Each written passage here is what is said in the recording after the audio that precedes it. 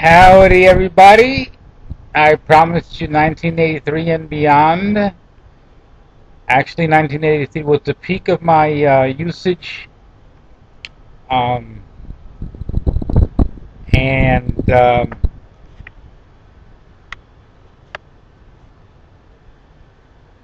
I just feel sorry for my wife, who had to put up with so much, so much. And I don't know how many times to tell her I was sorry, and that I'm sorry. But Jesus, just those things that happen, and they grab you, and you just can't shake them off. And I didn't even think of AA or anything like that back then. Are you kidding me? I was in the midst of the glory. The business was going great. Lord, everybody was giving me free cocaine.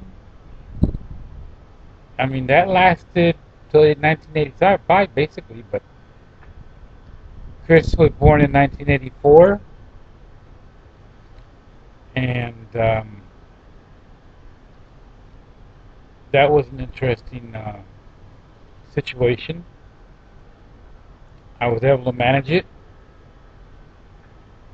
Um, Although the hospitals weren't very good, I got a little freaky there, taking him from one hospital to another in an ambulance.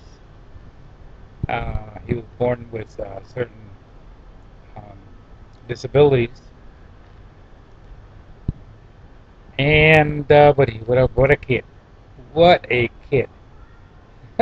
A joy.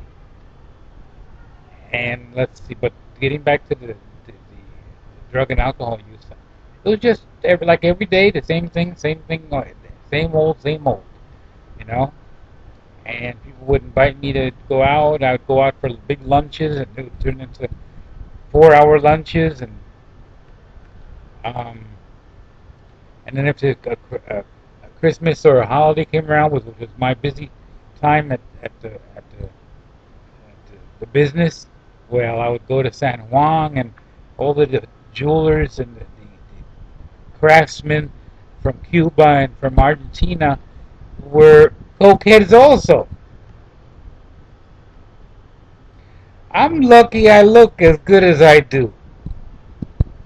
I'm lucky I'm alive. It's a blessing from God, just by the grace of God.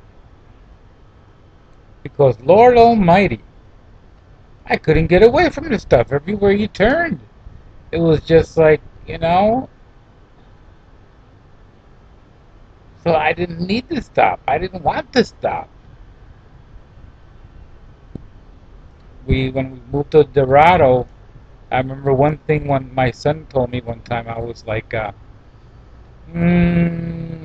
in a cranky mood, and I remember he was running outside and stuff. He was like 4 years old, and I was like screaming or yelling at him or something like that.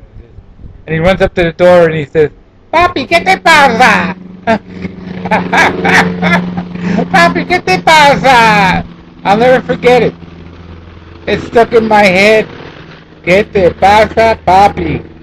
That's my son Paul. He doesn't remember, but I tell you, he made an effect on me. Papi, ¿qué te pasa? In English, that means what's going on with you, Daddy?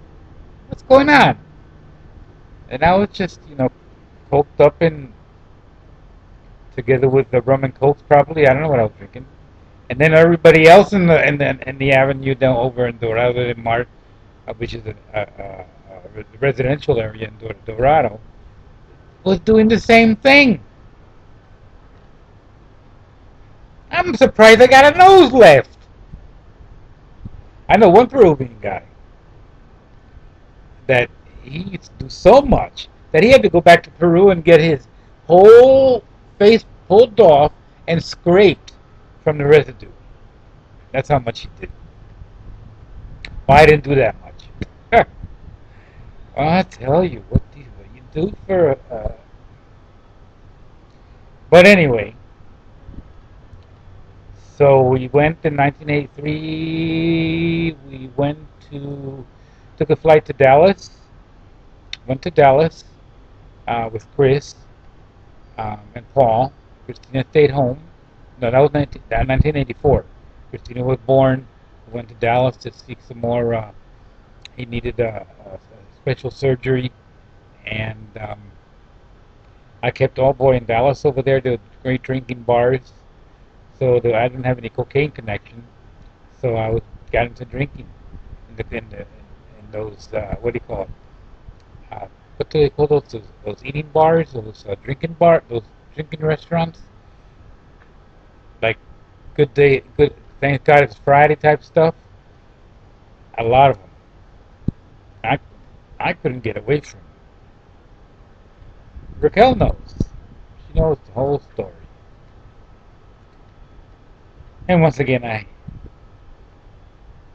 ask her to forgive me, because when you're an alcoholic, you just can't help it. It's not that we do it, intentionally. The mind goes and the body follows. The mind is already there. The body just runs right after it. Lord Almighty. You live in a fantasy world. Live in a fantasy world. And so no cocaine in Dallas. Drink all the time.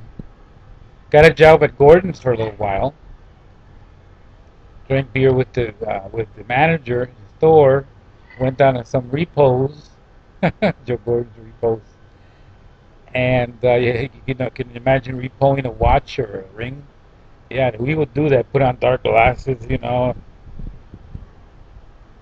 So that was 1984. 1984. It was all pretty. In Dallas, all I did was drink. They had some pretty good beer there, and ate mesquite steak. That was the favorite. It was fun. Paul and Raquel and I had a good time, and Christopher also.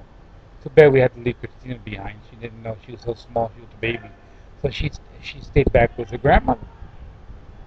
Next, we'll talk about our move to Connecticut, Hartford, Connecticut, and how I brought my alcoholism with me.